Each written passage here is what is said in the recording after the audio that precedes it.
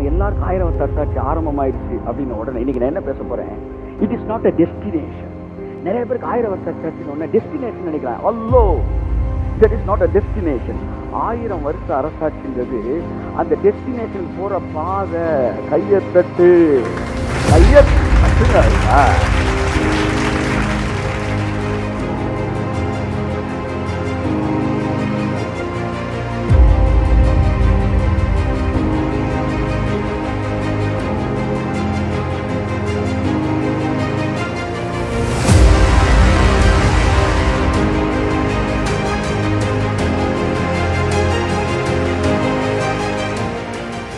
பாருங்க, disciple mind set மலையில இருக்க சொல்லுது. மாஸ்டர்ஸ் மைண்ட் செட் இறங்கி உலகத்துக்குள்ள போகணும்டா.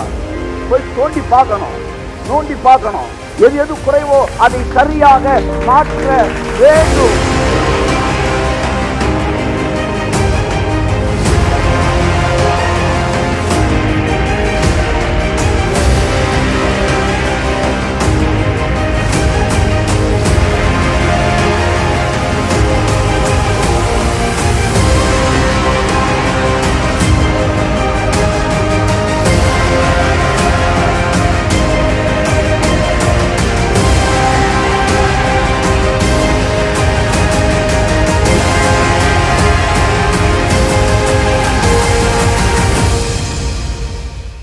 Praise the Lord. Hallelujah. கரங்களை தட்டி கர்த்தருக்கு நன்றி சொல்லுவோம். ஆமென். மிகுந்த சந்தோஷத்தோடு தேவனுடைய சமூகத்தில் அமர்ந்திருக்கிறோம் நம்புகிறோம். Don't hesitate to worship your heavenly Father. அப்பாட்ட வந்து அப்பாவை ஆராதிக்கிறதுல நீங்கள் வெட்கப்படவே கூடாது. ஆமென். Yes. So feel free to worship the heavenly Father. Amen. So நிறைய பேர் பார்க்குறேன் worship டைமில் you are connected. கொஞ்சம் பேர் அப்படியே அடுத்த மெசேஜுக்காக வெயிட் பண்ணுறீங்க. You need not wait for the word. ஆமாம், the word will encounter you. உங்கள் வேலை அப்படியே கனெக்ட் ஆகிருக்கிறது. ஆத்துமாவே நன்றி சொல்லு முழு உள்ளத்தோடு. உள்ளத்தோடுனா அப்படி சிதறாம சிந்தாம வேடிக்கை பார்க்காம நம்ம மனசு திரும்ப திரும்ப திரும்ப அந்த பழைய டீட்லேயே போய் கனெக்ட் ஆகும் பாருங்க. Christian life it is not in which we trust, in whom we trust. Amen. Hallelujah, hallelujah. சொல்லுங்க. அதாவது பைபிள் சொல்லுது, ஸ்திரீயானவள் தன் கர்ப்பத்தின் பிள்ளைக்கு இறங்காமல் தன் பாலகனை மறப்பாளோ, அவள் மறந்தாலும் நான் மறப்பதில்லை. Exposing the sin or exposing the mistakes is devil's work. Covering the sin is God's work. Amen. உங்க வாழ்க்கையில் கூட தேவன் பாவங்களை என்ன செய்றாராம்? மூடுறாராம். கை தட்டுங்க. ஆமென். உங்கள் பிள்ளையை நீங்கள் வேற வீட்டுக்கு கூப்பிட்டு போகிறீங்க, இல்லை ஒரு பொது இடத்துக்கு வந்து உங்கள் பிள்ளை வந்து ஒரு அசிங்கம் பண்ணிடுச்சுன்னா எல்லாரையும் கூப்பிட்டு அப்படி சொல்லுவீங்களா? இல்லை வேகமாக அதை மூடுவீங்களா? கர்த்தர் செய்த நன்மைகளை ஒரு நாளும் மறவாரம். கர்த்தர் செய்த நன்மைகளை ஒரு நாளும் மறவாது. யோபு சொன்னான், கர்த்தருடைய கரத்தில் நன்மையை பெற்ற நாம் தீமையை பெற வேண்டாமா என்று சொன்னான். யோபுவுக்கு தேவனை குறித்த பாதி அறிவு தான் இருந்தது. பைபிள் பாருங்க, நீதிமான் வேறு புத்திமான் வேறு. பைபிள் ரெண்டு பேரும் வித்தியாசப்படுத்துது. எல்லா நீதிமான்களும் புத்திமான்கள் அல்ல. நீதிமான் என்ன செய்கிறான்? மரித்து போகிறான். புத்திமானோ எடுத்துக் கொள்ளப்படுகிறான். கையத்தட்டே. ஆமென். யோபு ஒரு நீதிமானா? அதிலே நிறைய பிரச்சனை இருக்கு. சன்மார்க்கனா நீதிமானான்? ஒருவேளை உங்கள் வார்த்தையின்படி நீதிமான் என்று எடுத்துக்கொண்டாலும் அவன் புத்திமான் அல்ல. ஏனென்றால் யோபு சொன்னான், கர்த்தரிடத்தில் நன்மையை பெற்ற நாம் தீமையை பெற வேண்டாமா என்று. ஆனால் தேவனோ தீமையை செய்கிறவர் அல்ல. ரிதம் கொடுப்பா. ஓ, வாழ்நாளெல்லாம் நன்மைகளால் ஆக்குகிறார். கையை தட்டி.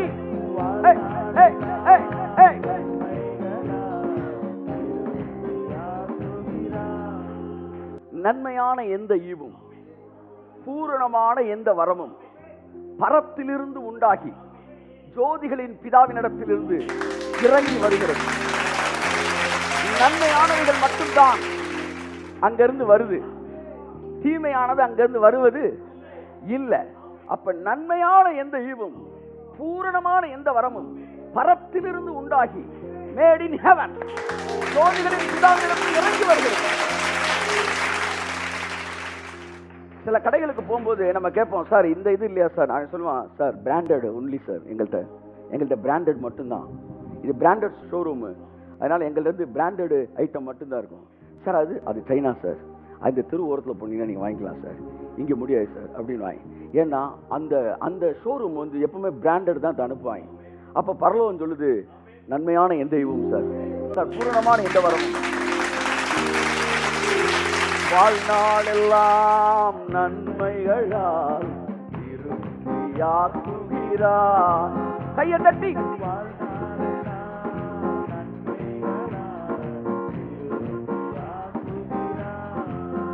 நன்மையான எந்தவும் பூரணமான எந்த வரும் பரத்திலிருந்து உண்டாகி ஜோதியில் இறங்கி வருகிறது. அதோட வசனம் முடியல. அவரிடத்தில் யாதொரு மாறுதலும் வேற்றுமையின் நிழலும். கையத்தட்டு. சில நேரம் நன்மை, சில நேரம் தீமை தருகிற தேவன் அல்ல நம்முடைய தேவன். உங்க லைஃப்ல என்ன மிஸ்டேக் நடக்காது, உங்க லைஃப்ல தோல்வியே கிடையாது, உங்க லைஃப்ல வெட்கம் அனுபவிப்பதில்லை. எப்பவுமே வெற்றி வெற்றி வெற்றி வெற்றி. வாழ்நாளெல்லாம் நன்மைகளால் திருப்தியாக்குகிறார். ஒரே ஒரு தடவை சொல்லுங்க, கர்த்தர் செய்த நன்மைகளை ஒரு நாளும் ஆமென் ஆமென் ஹல்லேலூயா. நீங்கள் பிரசங்கியாய் இருப்பதை விட நீங்கள் சாட்சிகளாய் இருக்க வேண்டும் என்பதுதான் தேவனுடைய திட்டம். அதாவது இந்த அப்போஸ்தலர் 1:8 என்பது விசுவாசிகளுக்கு சொல்லப்பட்ட வசனம் என்று நாம் எல்லோரும் நினைத்துக் கொண்டிருக்கிறோம். தேவன் விசுவாசிகளை பார்த்து நீங்கள் எனக்கு சாட்சின்னு சொல்லல, தன்னுடைய சீஷர்களை பார்த்து சொன்னார், நீங்கள் உலகமெங்கும் போய் எனக்கு சாட்சியார். சாட்சினா என்ன? சாட்சினா என்ன? ஒருத்தர் சொல்றாரு இந்த இடத்துல இருந்து, சார் நான் அந்த கொலையை நான் செய்யவே இல்லை சார் அப்படின்றாரு. அப்ப இவர் சொல்ற இந்த வார்த்தை உண்மைதான்ற யாராச்சும் சாட்சி இருக்கீங்களா? இன்னொருத்தர் வராரு, ஆமா சார் அவர் கொலையை செய்யவே இல்லை, ஏன்னா கொலை நடக்கிற இடத்துல அவர் இல்லாம என் கூட அவர் இருந்தார் சார், அதனால கொலையை அவர் செய்யல சார். இப்ப நான் என்ன செய்யறேன், இவர் சொன்னதை நான் திரும்ப சொல்லல, இவர் சொன்னது உண்மைதான்றதுக்கு நான் சாட்சி சார்ன்றேன். அப்ப நம்ம எல்லாரும் கடவுள் சொன்னதை சொல்றதுக்கு இங்க இல்ல, கடவுள் சொன்னது உண்மைன்னு சொல்றதுக்கு இங்க இருக்கிறோம். இயேசு கிறிஸ்துவின் போதனைகளை மறுபடியும் பேசுவதற்கு நான் இங்கே இல்லை. என்னிடத்தில் வருகிற உள்ளும் புறமும் மேய்ச்சலை கண்டடைவான் என்பது இயேசுவின் போதனை. நான் வந்து சொல்றேன், அது உண்மைதான் சார், என் வாழ்க்கையில் அதை பார்த்தேன் சார்.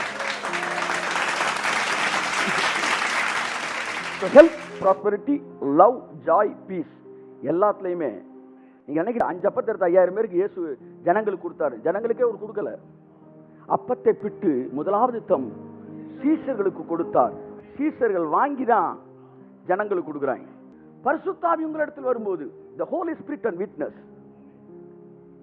அதாவது being connected with Holy Spirit, it will make you a witness.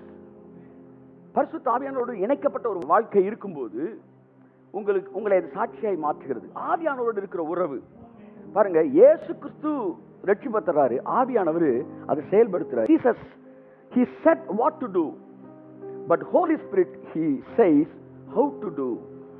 இயேசு இதை செய்யணும்னு சொன்னாரு, அல்லது வந்து இப்படி பண்ணுங்கடா இதை செய்யுங்கடான்னு சொன்னாரு. ஆனா ஆவியானவர் அதை எப்படி செய்யணும்னு சொன்னாரு. மில்லினியம் இயர்ஸ் ஆரம்பமாகிவிட்டது, 1000 வருஷ அரசாட்சி என்கிற தலைப்பிலே தொடர்ந்து பேச போகிறோம். நியூ ஏஜ், 1000 வருஷ அரசாட்சி ஆரம்பமாகி விட்டது. நம்ம எல்லாருக்கும் 1000 வருஷ அரசாட்சி ஆரம்பமாயிருச்சு அப்படின்னு உடனே இன்னைக்கு நான் என்ன பேச போறேன், it is not a destination. நிறைய பேருக்கு 1000 வருஷ அரசாட்சின்னு உடனே டெஸ்டினேஷன் நினைக்கிறாங்க. அல்லோ, that is not a destination. 1000 வருஷ அரசாட்சின்றது அந்த டெஸ்டினேஷனுக்கு போற பாதை. கையத்தட்டு, கையத்தட்டுங்க. பிசாசு ஒரு பெரிய பொய் சொல்லி வச்சுட்டான் சார். 1000 வருஷ அரசாட்சியா ஃபைனல் ஸ்டேஷன். ஸ்டேஷன் கிடையாது சார். சார் ஸ்டேஷன் வந்து 1000 வருஷ அரசாட்சி இல்லை சார், அந்த ஸ்டேஷனுக்கு போற பாதை தான் சார் 1000 வருஷ அரசாட்சி. இதை என்னைக்கு நீ புரிஞ்சுக்கிட்டியோ அப்ப தெரியும் நம்ம அந்த பாதையில இருக்கோம். அதனால 1000 வருஷ அரசாட்சி ஸ்டார்ட் ஆயிருச்சு. கைத்தட்டி. வாழ்நாளெல்லாம் நன்மைகளால்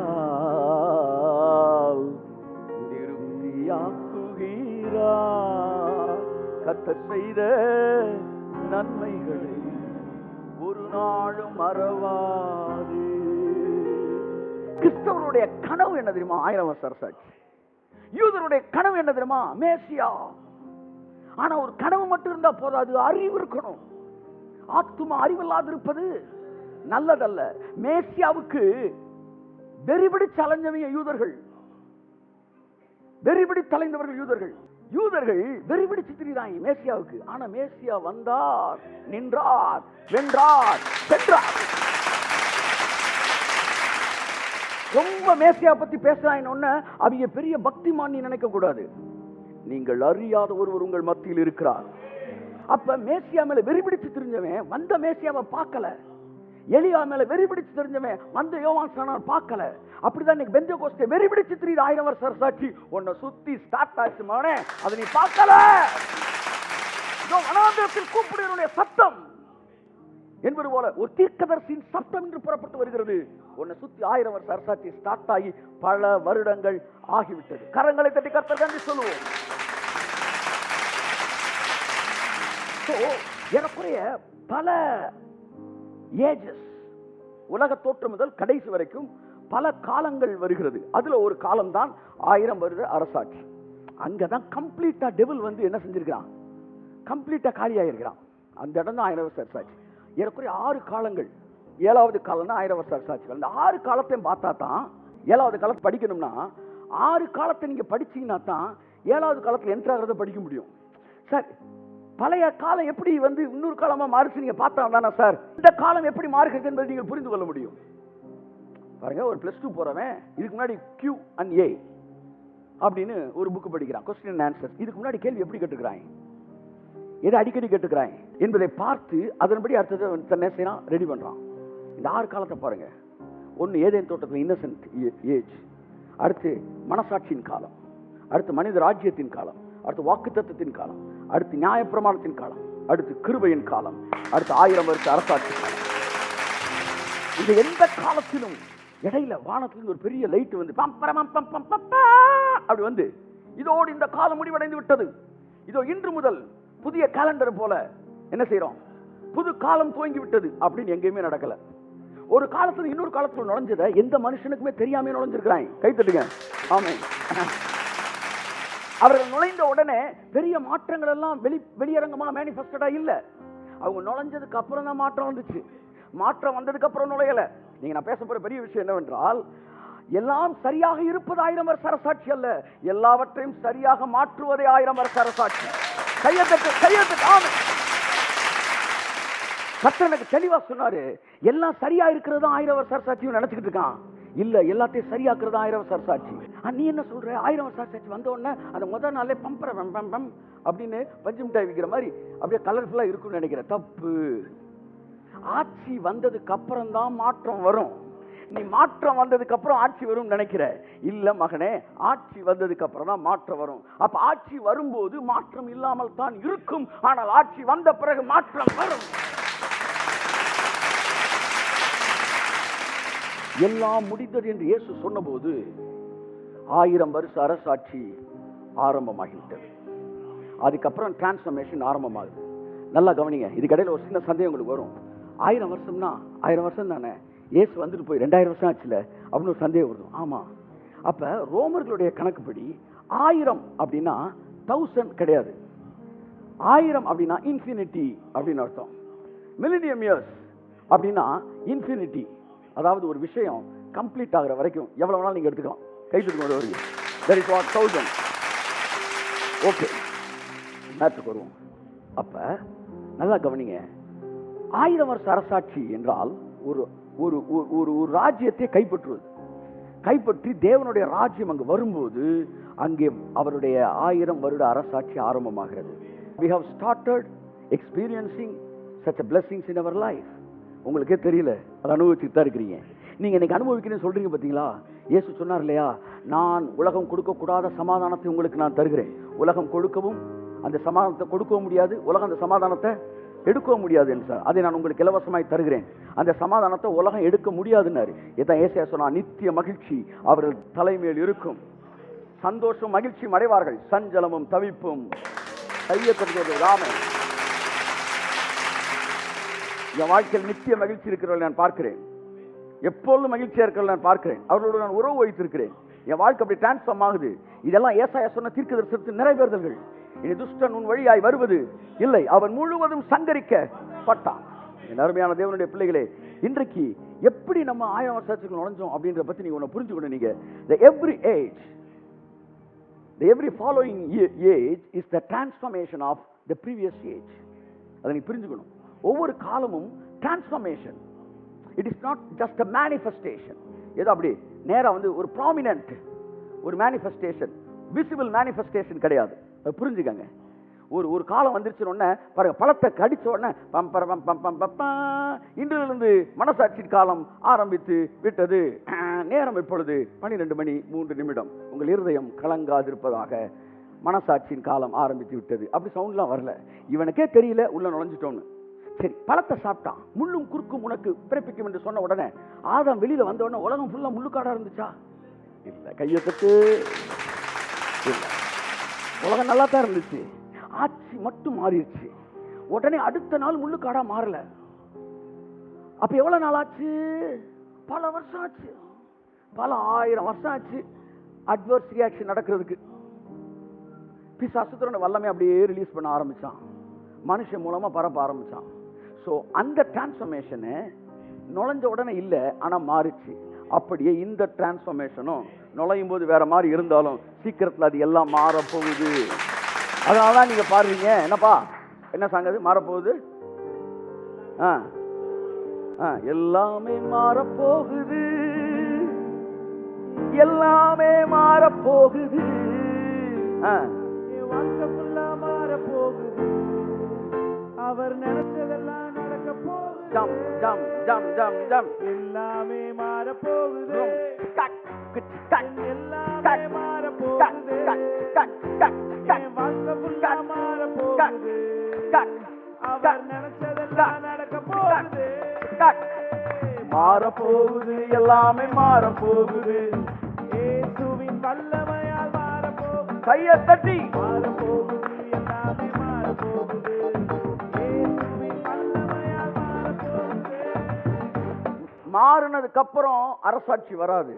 அரசாட்சி வந்த பிறகுதான் மாற்றம் வரும். கையை தட்டி 1000 வருஷ அரசாட்சியை பற்றி படிக்கலாம். அவன் பைபிள் எடுத்தா நீங்க நிறைய வந்து வெளிப்படுத்தல பார்க்கலாம், வந்து இதுல பார்க்கலாம், வந்து ஏசாயால பார்க்கலாம். நான் ஏசாயால பார்ப்போம் அப்படி எனக்கு நான் ஒரே ஒரு வசனத்தை மட்டும் ஆவியார் ஞாபகப்படுத்தினேன். அந்த வசனத்தை போய் எடுக்கணும் அப்படின்னு. உடனே அந்த வசனம் எங்க இருக்கு தேடி போய் பார்த்தா அந்த சாப்டரே மில்லினியம் இயர்ஸை பத்தி சொல்லுது. இப்போ அது மில்லினியம் இயர்ஸ் இல்லைன்னு சொன்னீங்கன்னா அது இப்போ இருக்கதான்னு கேட்பேன். இப்போ இருக்கிறதான்னு சொன்னீங்கன்னா அப்போ அது மில்லினியம் இயர்ஸ் தானே அப்படின்னு நான் வாசிக்க 35 1 வாசிங்க. அது அழகா பாருங்க. தேவனுடைய ராஜ்யம் வந்த பிறகு அவருடைய அரசாட்சி வந்தோன்னு இந்த பூமியில என்னெல்லாம் இருக்கும் அப்படின்னு பார்க்க போறோம். வாசிப்போம். வனாந்திரமும் வறண்ட நிலமும் மகிழ்ந்து கடுவெளி கழித்து புஷ்பத்தை போல செழிக்கும். எத்தனை பேர் வாழ்க்கை வனாந்திரமா இருந்து இன்னைக்கு செழிச்சிருக்கு? கை தட்டி முதல் ஒரு தடவை. ஆமென். வனாந்திரம் மாறப்போகுது, செழிப்பாக மாறப்போகுது, என் வாழ்க்கையெல்லாம் மாறப்போகுது, மாறப்போகுது. டிரான்ஸ்ஃபர்மேஷன், டிரான்ஸ்ஃபர்மேஷன் அதுதான் 1000 வருஷ அரசாட்சி. எங்கிட்டாச்சும் ஒரு தூதன் வருவான் பம்பரப்பான், தயவு செய்து நான் சொல்றேன், இந்த டிராமாட்டிக் மைண்ட் செட்டை எடுத்து போடுங்க. இயேசு சொன்னார் தேவனுடைய ராஜ்யம் பிரத்யட்சமாயிராது. நான் எதுக்கு இதை சொல்றேன் தெரியுமா? இன்னும் பிசாசு ராஜ்யத்தில் இருக்கிறோம்னு சொல்லிக்கிட்டே முக்குல உட்கார்ந்து அழுது மூக்க சீந்தி குழிக்குள்ள போயிடக்கூடாது. உங்கள் சுதந்திரமும் உங்கள் ஆளுகையும் உங்களுக்கு கொடுக்கப்பட்டு 2000 வருடம் ஆயிற்று. ஒழுங்கின்மை எப்படி ஆதியாம் முதல் அதிகாரத்தில் ஒழுங்காய் மாறியதோ அப்படி உங்களை சுற்றி இருக்கிற அத்தனை ஒழுங்கினங்களும் ஒழுங்காய் மாறுகிற ஒரு இடத்திற்கு கர்த்தர் நம்மை அழைத்து வந்திருக்கிறார். அவர் வார்த்தையினாலே சரிபடுத்தினார், நாமும் வார்த்தையினால் சரிபடுத்துகிறோம். 2 விதமான கிறிஸ்டியன் லைஃப் இருக்கு.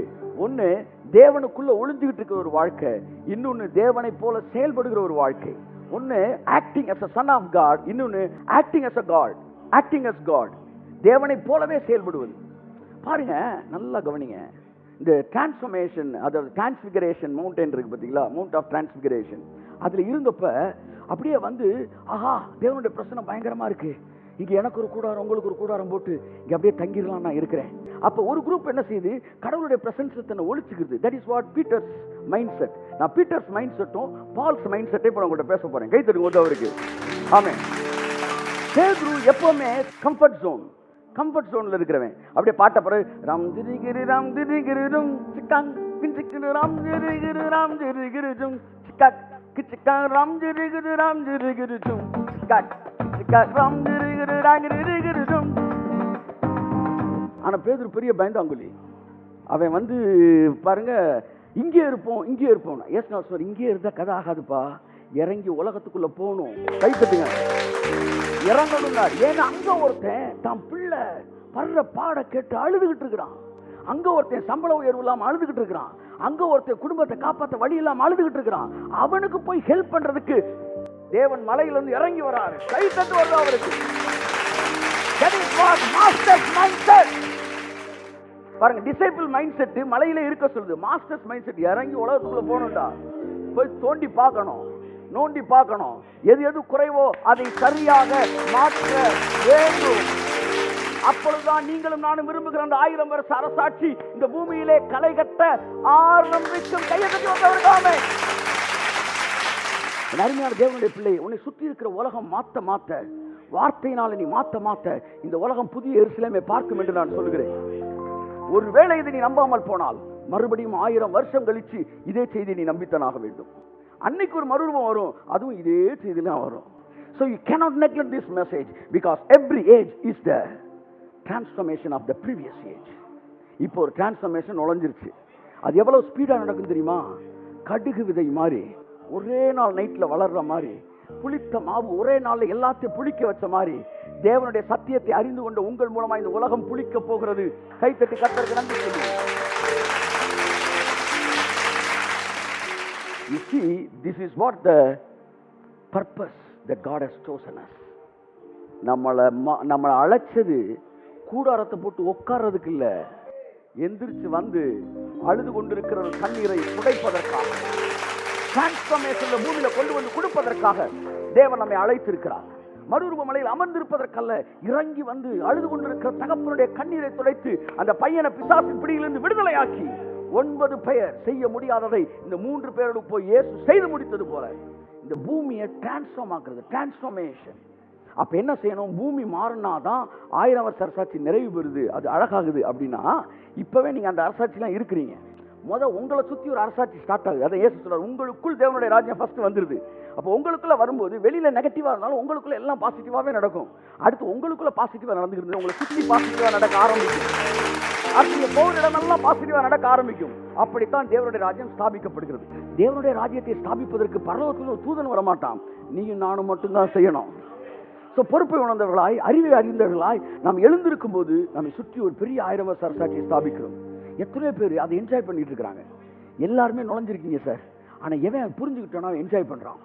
ஸோ இந்த அதிகாரம் ஃபுல்லா வாசித்தீங்கன்னா, the transformation of the previous age is called the next age அப்படின்றது நீங்க அழகா புரியலாம்.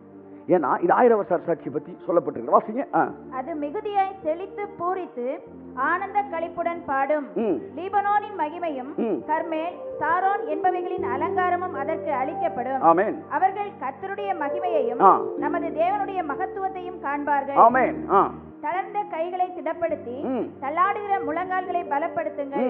மனம் பதறுகிறவர்களை பார்த்து நீங்கள் பயப்படாதிருங்கள், திடன் கொள்ளுங்கள். இதோ உங்கள் தேவன் நீதியை சரிக்கட்டவும் உங்கள் தேவன் பதிலளிக்கவும் வருவார். அவர் வந்து உங்களை ரட்சிப்பார் என்று சொல்லுங்கள். அப்பொழுது குருடரின் கண்கள் திறக்கப்பட்டு செவிடரின் செவிகள் திறவுண்டு போம். அப்பொழுது முடவன் மானை போல குதிப்பார், ஊமையன் நாவும் கெம்பீரிக்கும். வனாந்திரத்திலே தண்ணீர்களும் கடல்வெளியிலே ஆறுகளும் பாய்ந்தோடும். வெட்டாந்தரை தண்ணீர் தடாகமாகவும் வறண்ட நிலம் நீரூற்றுகளாகவும் ஆகும். வலு சர்ப்பங்கள் தாவரித்து கிடந்த இடங்களில் புல்லும் கொருக்கையும் நாணலும் உண்டாகும். எங்கெல்லாம் வலு சர்ப்பம் பெரிய பெரிய உலகத்தான் ஜாம்பவான்லாம் அப்படி படுத்து கிடந்தானோ அவனெல்லாம் எத்தி மிதிச்சு வெளியே தள்ளி அங்க போய் நீயும் நானும் கையை தட்டி வந்துடுவ. ஆமே, பழையதெல்லாம் மாறப்போகுது, புது உலகமாக மாறப்போகுது, புது யுகமாக மாறப்போகுது, புது வாழ்க்கையாக மாறப்போகுது.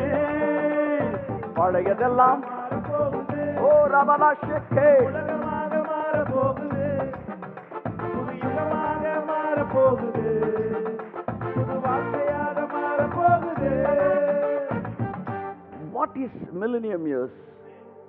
அந்த 1000 வருஷ அரசாட்சினா என்ன? த டிரான்ஸ்ஃபர்மேஷன். அதான் சொல்றாரு, வெட்டாந்தரை தண்ணீர் தடாகமாகும், வறண்ட நிலம் நீரூற்றாகும், வலு சர்ப்பங்கள் தாபரித்து கிடந்த இடங்களிலே புல்லும் குறுக்கையும் நாணலும் உண்டாகும், அங்கே பெரும் பாதையான வழியும் இருக்கும். எல்லாம் சொல்லுங்க, வழியும் இருக்கும். பாதை சொல்லுங்க. 1000 வருஷ அரசாட்சி. It is not a destination, it is a pathway to reach the destination. கையை நல்லா தட்டி. ஆமென், ஆமென். Come on.